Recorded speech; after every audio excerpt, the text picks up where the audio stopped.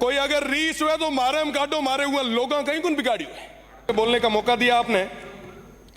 मैं अपनी बात की शुरुआत मेरे क्षेत्र के एक छोटे से गांव पादरिया से करना चाहूंगा।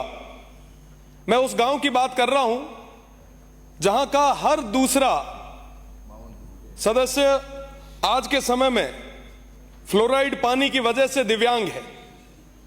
मैं मेरी बात की शुरुआत उस डीएनपी एरिया से करना चाहूंगा जहां पर आजादी के 75 साल बाद भी सड़क, पानी और शिक्षा की भारी कमी है।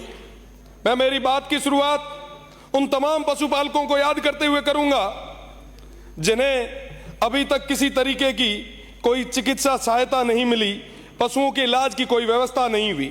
मैं मेरी बात की शुरुआत उन युवाओं की उम्मीदों के साथ करूंगा जिन्हें कहा गया था कि साहब आने वाला टाइम रमीना आप रही है बाड़मेर जैसलमेर ना मैं दुबई बना हाँ, पर धीरे धीरे उहरा सपना चूर चूर हो गया।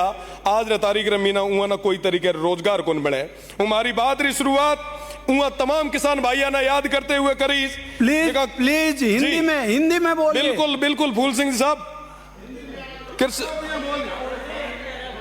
उहा तमाम भाइया ना याद करते हुए करी जिका ना कहो तो कि साहब कृषि कनेक्शन दे हाँ।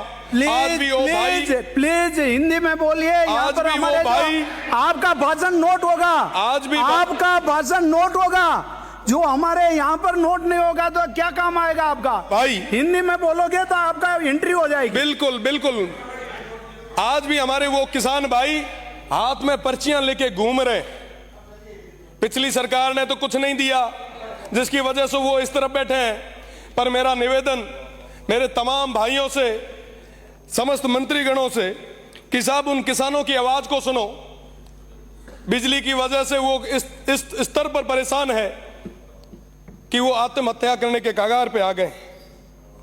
आपने अभी कहा कि साहब हम राजस्थान की इकोनॉमी को 300 बिलियन तक ले जाएंगे। 350 बड़े भूल गए जो ऐड कर दा डॉलर और लगाओ 350 बिलियन डॉलर।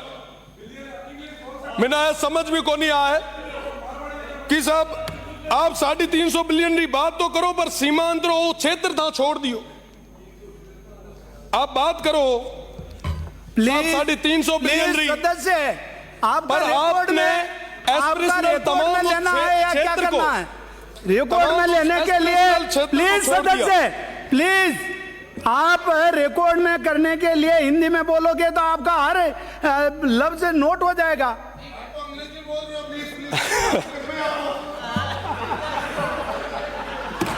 आज भी मेरा क्षेत्र इंदिरा गांधी नहर का वो एक्सटेंशन का इंतजार कर रहा है। अब मैं हिंदी में ही बात रखूंगा। माननीय इस बार के बजट में मैंने तमाम वो मांगे रखी, प्रदेश की सरकार के आगे रखी। बजट में शिव विधानसभा का नाम नहीं डाला गया। मेरे शिव विधानसभा की तमाम उन जनता ने पूछा, उन भाइयों ने पूछा, उन बुजुर्गों ने पूछा कि साहब क्या हुआ, शिव का नाम क्यों नहीं आया? मैंने कहा साहब यहाँ ने बड़ो दोरो लागो कि यहाँ पे एमपी रो चुनाव लड़े आया। मैं आपसे ही था, मैं कोई और नहीं था, कहीं और से नहीं आया था। कोई अगर रीस हुए तो मारे हम काटो मारे हुए लोगों कहीं कुन बिगाड़ी हुए। इस बजट में आपने सीमांत के उन लोगों को नकार के उनके साथ एक कुठाराघात किया है। हम किसके लिए मांग रहे थे साहब? उन लोगों के लिए जो आजादी के बाद तक अभी तक उन अभावों में जी रहे, पर बदले में उनको क्या मिला? मैं आप सभी से निवेदन करना चाहूंगा, प्रदेश की सरकार से निवेदन करना चाहूंगा, अभावों में जी रहे उन लोगों की ओर आप देखें। देश मजबूत तब होगा, बॉर्डर मजबूत जब होगा जब वो सीमांत के क्षेत्र के लोग वो मजबूत होंगे। उन युवाओं को रोजगार मिलेगा, उन किसान भाइयों को बिजली मिलेगी, चिकित्सा मिलेगी। पर साहब आज के समय में कोई बात करने के लिए कोई तैयार नहीं साहब। कोई भी अगर बात है, कोई भी चीज है, आप हमसे करें। ये हो गया इनका। उन सीमांत के लोगों को किसी भी चीज की कोई सजा ना दे। खत्म हो गया। 2-4 बार आपने सीटी बजाई है। मेरा निवेदन कि एसडीजी गोल पे काम करने का समय आया है। मैं आपसे निवेदन करना चाहूंगा कि आने वाले समय में उन सीमांत के लोगों का विशेष ध्यान रखें। साथ ही साथ शिक्षा और चिकित्सा में हालात बद से बदतर होते जा रहे हैं। सारी सीटें खाली पड़ी है। पानी की कमी इस स्तर पे है कि जो नर्मदा स्कीम 2017 में पूरी होनी थी वो अभी तक पेंडिंग चल रही है। जल जीवन मिशन की अगर मैं बात करूं तो जल जीवन मिशन अभी तक धरातल तक पहुंच ही नहीं पाया है।